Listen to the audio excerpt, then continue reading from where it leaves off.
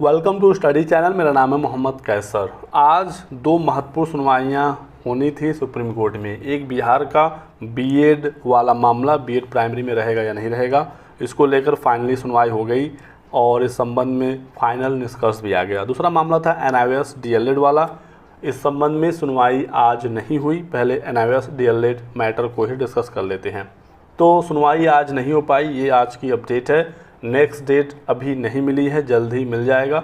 तो अब अगली सुनवाई में ही इसमें अब आगे कोई चीज़ देखने को मिलेगी।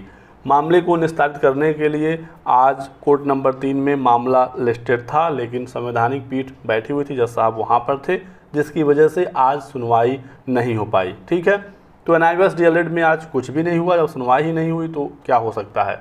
अपडेट जब भी मिले अपडेट मैं आपको कर दूंगा। टेलीग्राम पर आप हमारे साथ बने रहिए। टेलीग्राम चैनल को ज्वाइन कर लीजिए, डिस्क्रिप्शन बॉक्स और पिन कमेंट में लिंक दिया गया है। ठीक है, तो एनआईओएस डीएलएड का मामला को पता ही होगा।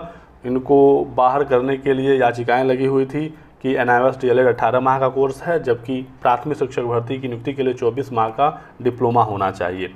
साथ ही साथ ये इन सर्विस टीचर के लिए प्रोग्राम था, तो ये सरकारी नौकरियों में आवेदन ना कर सकें, इस तरह की दलील दी गई थी। लेकिन एनआईओएस डीएलएड वाले अपना जो पक्ष है वो मजबूती से रख रहे हैं और बहुत जल्द ये मामला निस्तारित होगा। ज़्यादा समय नहीं लगना चाहिए, लेकिन इस मामले में समय मिलना चाहिए। कोर्ट में सुनवाई हो जाएगी तो बहुत जल्द ये मामला निस्तारित कर दिया जाएगा। अगली अपडेट पर बढ़ते हैं। ये ज़्यादा इंपॉर्टेंट है क्योंकि इसमें आज सुनवाई हुई और बीएड वाला मैटर जो काफ़ी दिनों से चल रहा था, 11 अगस्त का सुप्रीम कोर्ट का फैसला आप सभी लोगों को पता है। सुप्रीम कोर्ट ने साफ कर दिया कि बीएड प्राइमरी में अब एलिजिबल नहीं रहा। 25 नवंबर 2021 का जो माननीय जोधपुर हाई कोर्ट का ऑर्डर था, राजस्थान से जो ऑर्डर आया था, उस पर सुप्रीम कोर्ट ने 11 अगस्त को अपनी मुहर लगा दी थी। काफ़ी लंबी सुनवाई हुई थी सुप्रीम कोर्ट में, मामले को रिजर्व किया गया था और उसके बाद जब ऑर्डर आया तो बीएड छात्रों को तगड़ा झटका लगा प्राथमिक शिक्षक भर्ती में। बिहार के संबंध में मामला फिर तूल पकड़ लिया जब सरकार सुप्रीम कोर्ट चली गई अपना एसएलपी लेकर। बीएड छात्रों को फिर से उम्मीद जगी कि जब सरकार गई है तो कुछ न कुछ इस मामले में ज़रूर होगा, उनको राहत मिल सकता है। लेकिन वहाँ पर भी कुछ खास नहीं हुआ और सरकार ने अपना एसएलपी वापस ले लिया। लेकिन बीएड के जो छात्र थे उनकी जो याचिका थी उस पर सुनवाई देखने को मिली, जिनके वकील थे श्री प्रशांत भूषण जी। लेकिन जिस बेंच पर सुनवाई हो रही थी उसको अप्रोप्रिएट नहीं माना गया कोर्ट के द्वारा। मामले को चीफ जस्टिस के समक्ष रखा गया और उन्होंने अप्रोप्रिएट बेंच में इस मामले को लिस्ट करवाया।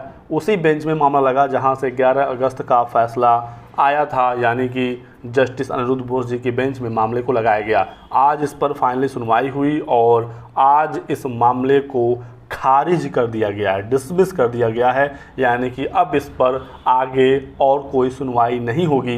बीएड प्राइमरी से पूरी तरीके से बाहर हो गया है। लेकिन स्पेशली आज सुनवाई बिहार के संबंध में हुई है। ठीक है, तो अभी अन्य मामलों को लेकर रास्ते खुले हुए हैं, याचिकाएं लगाई जा सकती हैं, कोर्ट में फिर से अपनी बात को रखा जा सकता है। लेकिन बिहार के संबंध में अब बिल्कुल क्लियर हो गया है कि अब कोई रास्ता बचा नहीं है। बीएड के जो वकील थे उन्होंने कुछ तथ्यों को सामने रखने की कोशिश की और कहा कि 11 अगस्त 2023 को सुप्रीम कोर्ट का फैसला आया है, उसके पहले हमारा विज्ञापन आया था। लेकिन इस पर जज साहब ने साफ कर दिया कि 11 अगस्त के फैसले के बाद बीएड को प्राइमरी में नियुक्ति नहीं मिल सकता। नियुक्ति की उन्होंने बात कही और ये साफ कहा कि 11 अगस्त के बाद किसी बीएड धारी को नियुक्ति नहीं मिल सकता।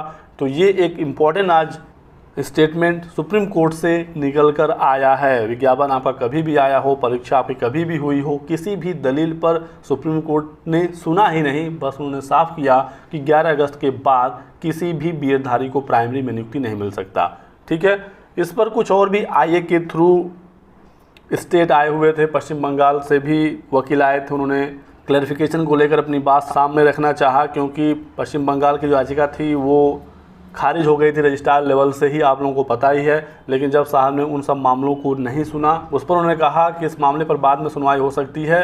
मेन पश्चिम बंगाल के वकील का ये प्रे था कि 11 अगस्त के पहले ये फैसला लागू होगा या नहीं, जो भर्ती पहले हुई है उस पर ये कैसे प्रभावित करेगा। तो इस पर कहा गया कि इस मामले पर बाद में सुनवाई हो सकती है। आज स्पेशली हम बिहार के संबंध में सुनवाई करेंगे। उनकी याचिका पर रिस्पोंडेंट और पैटिशनर को ही सिर्फ सुना जाएगा। तो यही कुछ आज इम्पोर्टेंट जानकारी सुप्रीम कोर्ट से निकल कर आई है। बीएड छात्रों को तगड़ा आज झटका लगा है। बीएड के वकीलों द्वारा काफ़ी कुछ तर्क रखने की कोशिश की गई, लेकिन सुप्रीम कोर्ट ने ऑलरेडी काफ़ी कुछ सुन रखा है इन सब मामलों को लेकर। काफ़ी एक लंबी सुनवाई ऑलरेडी सुप्रीम कोर्ट में हो गई है। वही जज साहब थे जिन्होंने मामले को सुना था, तो उन्होंने पुरानी चीज़ों को सुनने से मना कर दिया और उसके बाद फिर फाइनली बीएड के जो वकील थे उन्होंने याचिका को विड्रॉ करने की कोशिश की। इस पर डीएलएड के वकीलों ने आपत्ति दर्ज कराई और कोर्ट के सामने ये कहा कि ये बार बार विड्रॉ करेंगे, फिर किसी मामले को लेकर सुप्रीम कोर्ट के समक्ष आएंगे किसी अलग रिट के थ्रू, किसी अलग नाम के जरिए, और बार बार ये मामला कोर्ट में आता रहेगा। इस पर सुप्रीम कोर्ट ने संज्ञान लेते हुए मामले को खारिज कर दिया, यानी कि अब से मामला सुप्रीम कोर्ट में नहीं सुना जाएगा। आज इसे खारिज कर दिया गया है। तो बीएड के मेरे जो साथी हैं, मेरे जो भाई हैं, बहन हैं, आपको अब मेंटली इस बात को लेकर प्रिपेयर होना होगा कि बीएड अब प्राइमरी से बाहर हो चुका है। बिहार में फिर से भर्ती आपके सामने है 6 to 12 की। आप हर स्टेज पर एलिजिबल हैं, 6 to 8 में भी हैं, 9, 10th में भी हैं, 11, 12 में भी हैं। आप इसकी महत्व को समझिए। 1-1.5 महीने का समय है, 7 से 10 दिसंबर के बीच में ही परीक्षा है। आप इस कोर्ट कचहरी के चक्कर को छोड़िए, नहीं तो आप फिर से पीछे रह जाएंगे। जो लोग तैयारी कर रहे हैं उनको नियुक्ति मिलेगी और प्राइमरी में भी नौकरी पाना अब उतना आसान नहीं रहा जितना आसान लोग सोच रहे थे।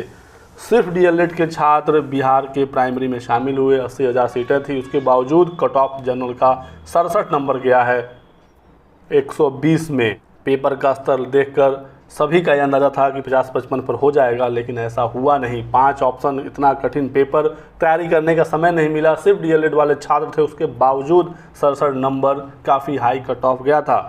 तो जो मौके आपके पास हैं उसका फ़ायदा उठाइए।